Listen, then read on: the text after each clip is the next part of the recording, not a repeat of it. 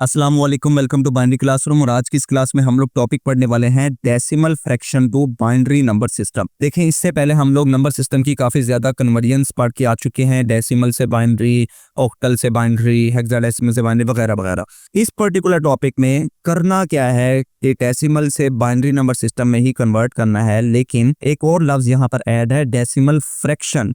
मतलब कि पॉइंट वाली वैल्यू होगी आपके पास, उसको बाइनरी में कन्वर्ट करना है। तो उसका क्या प्रोसेस है, ये हम आज के इस लेक्चर में देखने वाले हैं। चैप्टर नंबर 2 हम लोग स्टडी कर रहे हैं number system, computer science and entrepreneurship class 9th के नाम से। इस बुक के तमाम लेक्चर्स आपको प्लेलिस्ट में मिल जाएंगे। 9th computer science and entrepreneurship channel पे भी आप चेकआउट कर सकते हैं, नहीं तो इसी वीडियो के डिस्क्रिप्शन में भी आपको इसका लिंक मिल जाएगा। तो डेसिमल फ्रैक्शन को किस तरह से कन्वर्ट करते हैं बाइनरी में, उसका क्या मेथड है वो हम देखते हैं। तो सबसे पहले तो समझना होगा कि ये डेसिमल फ्रैक्शन आखिर है क्या। तो डेसिमल नंबर का तो हमें पता है, जिसकी बेस 10 होती है। फ्रैक्शन क्या होगा, यानी कि पॉइंट वाले नंबर भी साथ ऐड होंगे। जैसे कि ये एक सवाल है 2.5। अब इसके अंदर देखें तो ये हमारे पास एक डेसिमल नंबर है, लेकिन साथ में उसके फ्रैक्शन भी जुड़ी हुई है, तो इसीलिए इसको डेसिमल फ्रैक्शन कहा गया है।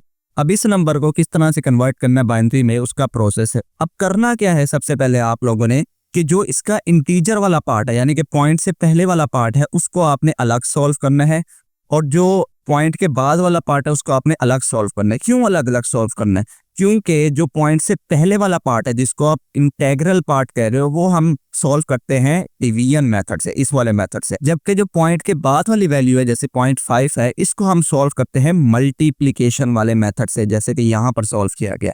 इसलिए इनको अलग अलग सॉल्व करेंगे, फिर बाद में उनको जोड़ के इकट्ठा एक आंसर बना देंगे। तो सबसे पहले तो यही काम करना है कि 2.5 में से इंटीजर पार्ट कौन सा है, सिर्फ 2 है, तो इस 2 को अलग लिख देंगे, यानी कि इस 2 को अलग से इस तरह से सॉल्व करेंगे। कैसे सॉल्व करेंगे? अगेन डिवीजन वाला मेथड है, 2 है, 2 1s are 2, तो बाइनरी आ गई, हम रिवर्स ऑर्डर में लिखते हैं 1 0। तो 1 0 जो है 2 की बाइनरी वैल्यू है, तो वो हमने यहाँ पर लिख दी। नीचे बेस लगा देंगे, ये डेसिमल था, डेसिमल की बेस 10 थी, ये क्योंकि आप बाइनरी में कन्वर्ट हो चुका, तो यहाँ पर बेस लगा दी 2। नेक्स्ट बढ़ेंगे फ्रैक्शनल पार्ट, ये आपके लिए नया है। फ्रैक्शनल पार्ट किस तरह सॉल्व करना है, इसको मल्टीप्लाई करना है 2 से। 2 से क्यों मल्टीप्लाई करेंगे? बिकॉज हम किस में कन्वर्ट कर रहे हैं, बाइनरी में। तो 0.5 वैल्यू है, तो 0.5 को मुझे मल्टीप्लाई करना पड़ेगा 2 से, ठीक है। 0.5 को मल्टीप्लाई करना पड़ेगा किससे, 2 से। तो 0.5 को कैलकुलेटर पे आप 2 से जब मल्टीप्लाई करेंगे तो आंसर आएगा 1, ठीक है। 1.0 क्योंकि पॉइंट में वैल्यू आ रही है, तो 1.0 आप लिखेंगे। अब ये जो 1.0 है, इसके देखें तो 2 पार्ट अगेन है। एक है इंटीग्रल पार्ट जो कि पॉइंट से पहले वाला है, और एक पॉइंट के बाद वाला वैल्यू है जो कि है फ्रैक्शनल पार्ट। अच्छा, एक और चीज़ यहाँ पर कि जब आप फ्रैक्शन को इस तरह मल्टीप्लाई करके सॉल्व कर रहे होते हैं, तो आपने कब तक उसको मल्टीप्लाई करना है नंबर को, जब तक आपके रिजल्ट में 1 ना आ जाए। कहाँ पर 1 ना आ जाए? पॉइंट से पहले 1 ना आ जाए, ये बात आपने याद रखनी है। इसमें तो क्योंकि था ही एक स्टेप में 1 आ गया, लेकिन इससे अगले जो एग्जाम्पल मैं आपको करवाऊंगा वहां पर एक स्टेप में 1 नहीं आएगा। तो आपने ये याद रखना है कि पॉइंट से पहले जब तक 1 नहीं आता, तब तक आपने इसको मल्टीप्लाई करते रहना है 2 से। अच्छा, इसको तो हमने खैर मल्टीप्लाई किया, हमारे पास रिजल्ट भी आ गया 1.0। ये जो है फ्रैक्शनल पार्ट, पॉइंट के बाद वाली वैल्यू फ्रैक्शनल पार्ट में लिख दें, 0.0 थी जो कि, और पॉइंट से पहले वाली जो वैल्यू है इंटेग्रल पार्ट, वो हमने यहाँ इंटेग्रल पार्ट में लिख दी। अब इसका जो आंसर है, अभी मैंने कहा कि कब तक आपने मल्टीप्लिकेशन सॉल्व करते रहना है, जब तक आपका इंटेग्रल पार्ट 1 नहीं आ जाता। तो हमारा इंटेग्रल पार्ट यहाँ 1 आ चुका है, तो हमने यहीं तक इसको स्टॉप कर दिया। अब जवाब कैसे लिखना है? जवाब इसमें होता है ये इंटेग्रल पार्ट वाला, ठीक है। फ्रैक्शनल पार्ट से कोई लेना देना नहीं होता, इंटेग्रल पार्ट वाला आपका आंसर होता है। लेकिन ये आंसर लिखेंगे कैसे? देखें, सबसे पहले तो जो आपका नंबर था 2.5, वो हमने एज इट इज लिख दिया, क्योंकि एक डेसिमल नंबर था, उसकी बेस भी लगा दी। अब पॉइंट से पहले वाला जो इंटीजर नंबर था, उसको हमने सॉल्व करके आंसर निकाला हुआ था, विच इज 10, तो यहाँ पर 10 लिख देंगे। उसके बाद चूंकि पॉइंट था, पॉइंट लगाएंगे, और उसके बाद जो हमने पॉइंट की वैल्यू सॉल्व की, उसके अंदर क्या इंटेग्रल पार्ट में आंसर आया 1, तो मैंने वो 1 यहाँ लिख दिया। तो इस तरह से आप लोग सॉल्व करेंगे डेसिमल फ्रैक्शन को बाइनरी में, ठीक है।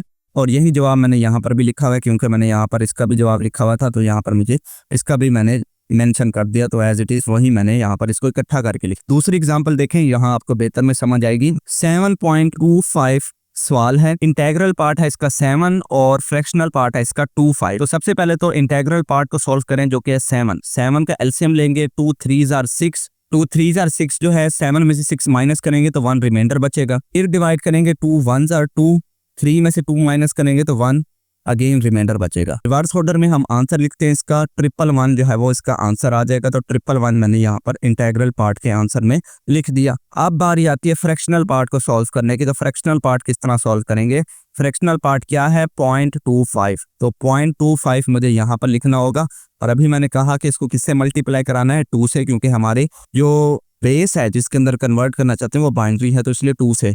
तो 0.25 को मल्टीप्लाई करेंगे 2 से कैलकुलेटर से, तो आपके पास आंसर आएगा 0.5। अब ये जो 0.5 है, देखें इससे पॉइंट से पहले 1 नहीं आया, तो अभी हमने इसलिए स्टॉप नहीं करना, मुझे नेक्स्ट स्टेप में जाना होगा। यही 0.5 पकड़ के मुझे दोबारा से मल्टीप्लाई करना होगा, लेकिन उससे भी पहले बाकी आपने यहाँ पर भी वैल्यू लिखनी होगी। कैसे? पॉइंट के बाद वाली जो वैल्यू है 0.5 वो आपने यहाँ लिखनी है फ्रैक्शनल पार्ट में, और पॉइंट से पहले वाली जो वैल्यू है विच इज 0 वो आपने यहाँ पर इंटेग्रल पार्ट में लिखनी है। समझ आ गई? अब सवाल बच्चों का ये होगा कि सर जी यहाँ फ्रैक्शनल पार्ट में तो आपने 0.5 लिखा है, लेकिन यहाँ पर तो आपने 0.0 लिखा था। तो एक्चुअल में लिखा ऐसे ही जाता है, लेकिन पहले सवाल में आपको सिर्फ ये समझाने के लिए कि रिजल्ट इस फ्रैक्शनल पार्ट में सिर्फ पॉइंट के बाद वाली वैल्यू लिखी जाती है, इसलिए मैंने इस तरह से लिखा था कि पॉइंट के बाद वाली वैल्यू, ताकि आपको एक फीलिंग आए कि हाँ सिर्फ पॉइंट के बाद वाली वैल्यू लिखी हुई है।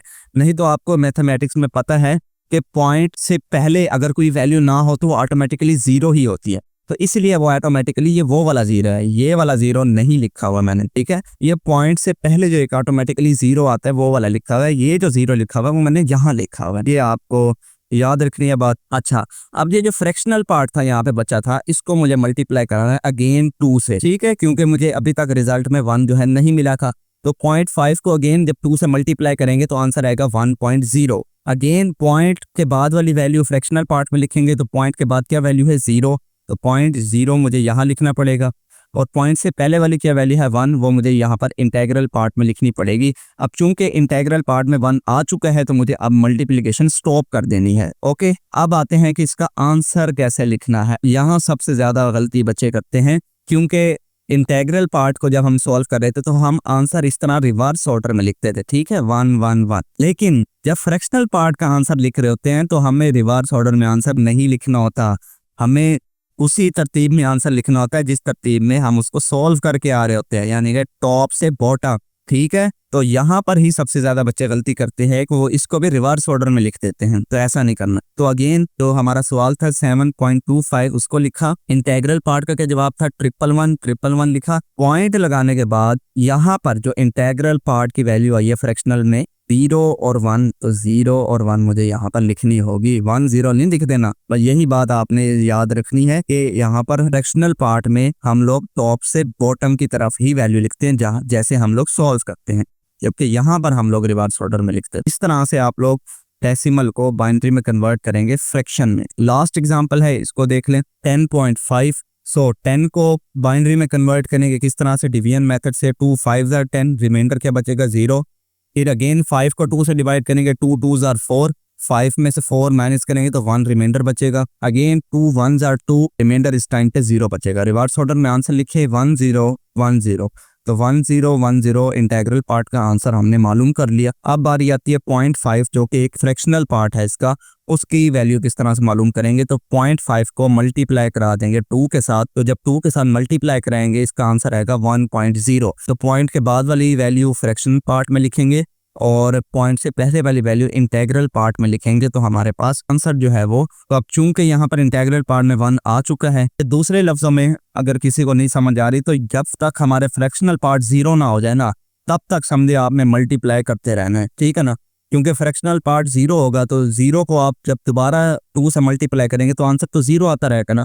तो ये आपके लिए आसानी रह जाएगी कि अगर आप फ्रैक्शनल पार्ट को ये तस्वर करें कि जब तक वो 0 और 0 नहीं आ जाता तब तक आपने मल्टीप्लाई करते रहना है। और चूंकि यहाँ मेरा फ्रैक्शनल पार्ट 0 0 आ चुका है 0.0, तो मुझे अब स्टॉप करना है। स्टॉप करेंगे, जो इंटेग्रल पार्ट वाला आंसर होता है वो आपने इसके अंदर लिखना होता है पॉइंट के बाद, तो यहाँ पर मैंने वो लिख दिया। अब इसको कंबाइन करना है तो सबसे पहले इंटेग्रल पार्ट वाला आंसर आएगा जो कि आया हमारे पास 10 पॉइंट लगाएंगे, उसके बाद जो इंटेग्रल पार्ट वाली वैल्यू आई फ्रैक्शन में वो हमने फ्रैक्शन के बाद लिख देनी है, तो हमारा ओवरऑल रिजल्ट जो है वो कन्वर्ट होके आ चुका है। सो ये 3 सवाल थे, आई होप आपको ये समझ में आई होगी कि किस तरह एक डेसिमल फ्रैक्शन को कन्वर्ट करते हैं बाइनरी में। अगर वीडियो अच्छी लगी हो तो इस वीडियो को लाइक कर दें, चैनल को बगैर सब्सक्राइब किए देख रहे हैं चैनल को भी जरूर सब्सक्राइब करें, अपने बाकी तमाम क्लास मेंबर्स के साथ भी इस वीडियो को शेयर करें। मिलते हैं किसी नेक्स्ट वीडियो में, तब तक के लिए अल्लाह हाफिज।